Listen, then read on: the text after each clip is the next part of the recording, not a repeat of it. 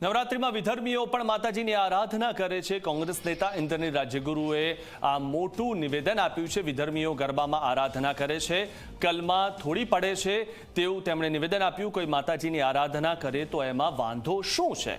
હિન્દુ ધર્મમાં મુસ્લિમ છોકરીઓને સ્વીકારતા નથી, મુસ્લિમોમાં હિન્દુ યુવતીને સ્વીકારે છે। લવ જેહાદનો ગુબ્બારો ભાજપે બનાવ્યો છે। કોઈ એક ઘટના બને તો ભાજપ અને લવ જેહાદનું નામ આપે છે। રોજ રોજ લવ જેહાદની ઘટના નથી બનતી, આ પ્રકારનું નિવેદન કોંગ્રેસ નેતાએ આપ્યું છે। લવ જેહાદનો ગુબ્બારો ભાજપે બનાવ્યો છે તેવું તેમણે નિવેદન આપ્યું। પહેલી તો વાત મને એ કહો કે આ લવ જેહાદ છે, આ તો ઊભો કરેલો ગુબ્બારો છે। અને તમને કહી દઉં કે આપણા હિન્દુ ધર્મમાં મુસ્લિમની દીકરીને સંપૂર્ણપણે અસ્વીકૃત આપણે માનીએ છીએ, એટલે આપણા બાળકને કદાચ મુસ્લિમ દીકરી આરે પ્રેમથી હોય તો પણ લગ્ન ન કરી શકે।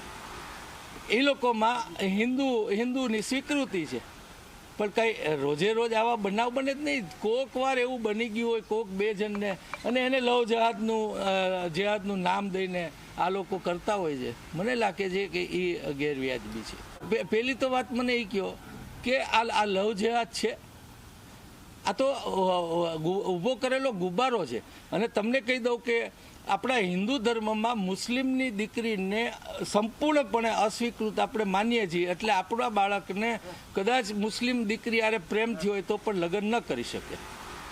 એ લોકોમાં હિન્દુની સ્વીકૃતિ છે, પણ કંઈ રોજે રોજ આવા બનાવ બને જ નહીં। કોક વાર એવું બની ગયું હોય કોક બે જણને, અને એને લવ જેહાદનું નામ। તો આપણી સાથે ફોન લાઈન પર ભાજપના નેતા યજ્ઞેશ દવે જોડાઈ ચૂક્યા છે। યજ્ઞેશભાઈ, આપનું સ્વાગત છે ઝી 24 કલાકમાં। યજ્ઞેશભાઈ, જે રીતે કોંગ્રેસના નેતા ઇન્દ્રનીલ રાજ્યગુરુએ જે આ નિવેદન આપ્યું છે અને તેમણે એવું કીધું કે લવ જેહાદ એ ભાજપે ઊભો કરેલો ગુબ્બારો છે તેવું તેમણે નિવેદન આપ્યું છે, ત્યારે આ બાબતે આપ શું કહેશો? પહેલા તો ઇન્દ્રનીલભાઈ આ બધું સ્ટેટમેન્ટ છે અને નિવેદનો રાત્રે 8 વાગ્યા પછી આપ્યા હોય એવું દેખાય છે, કારણ કે ઇન્દ્રનીલભાઈના દિવસે આપેલા નિવેદનો અલગ હોય છે અને રાત્રે આપેલા નિવેદનો અલગ હોય છે। એ ખુલ્લેઆમ વિધાનસભામાં પણ કહી ચૂક્યા છે કે મારી જોડે પરમિટ છે અને હું લિકરનું સેવન કરું છું, એટલે કદાચ એના પછીનું નિવેદન હશે। બીજું એક સનાતન ધર્મી, એક બ્રાહ્મણ હોવા છતાં પણ આજે મુસ્લિમની તરફેણ કરવી, ગરબામાં મુસ્લિમો આવે એની તરફેણ કરવી, એટલે કોંગ્રેસે તો ખરેખર લાજી મરવું જોઈએ કે આવા નેતાઓને એમની સાથે રાખે છે। જી, આપને શું લાગે છે કે અત્યારે આ પ્રકારનું નિવેદન તેઓ કેમ આપી રહ્યા છે? કારણ કે તેમણે એક વાત પણ કીધી કે લવ જેહાદની તો વાત કરી, તે સાથે તેમણે કીધું કે હિન્દુઓમાં મુસ્લિમ છોકરીઓને સ્વીકારતા નથી, પરંતુ મુસ્લિમોમાં હિન્દુ છોકરીઓને સ્વીકારે છે, એટલે કે એમણે જે રીતે લવ જેહાદ જે થઈ રહ્યું છે એ આખી કોઈ વાત જ નથી એવું તેમના નિવેદન પરથી લાગી રહ્યું છે। મેં કીધું કે સનાતની એક હિન્દુ હોવા છતાં જો આવા નિવેદન આપે તેનો મતલબ એ છે કે એમને સાચી સ્પષ્ટ ભાષામાં કહું તેમણે પાનમાં નિવેદન નહીં આપ્યું હોય।